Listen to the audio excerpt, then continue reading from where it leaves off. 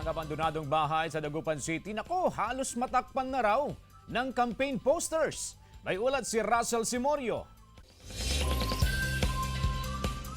Mula sa itaas hanggang sa ibabang bahagi ng bahay na ito sa Barangay Poblacion Oeste sa Dagupan City, tad-tad ng campaign poster ng iba't ibang kandidato.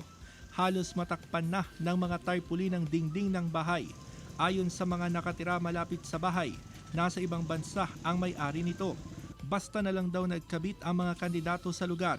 Dismayado sila dahil nagmistulang eyesore ang mga ikinabit na campaign poster. Ay, hindi nga maganda. Kasi meron naman patakaran yata na sinabi ng Comelec na kwan eh.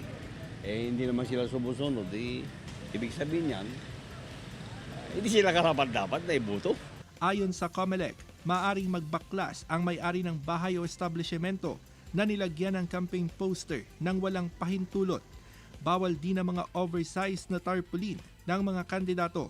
Anytime po pwedeng baklasin yan nung mismong may-ari ng bahay kahit na hindi na i-report sa tanggapan ng Comelec. Mas maganda nga i-document pa po ng mga owners ng private property, pwede hong ireklamo. Ipinagbabawal din ang pagpapatugtog ng malalakas na campaign jingle sa 10 oras ng gabi. Maaring ireklamo ang mga kandidatong may malalakas na campaign jingle. Ang pakiusap kasi natin, wag naman na sanang magpagtugtog sa ating gabi o kaya madaling araw. So yung during daytime lamang. Russell Simorio para sa Mornings with GMA Regional TV.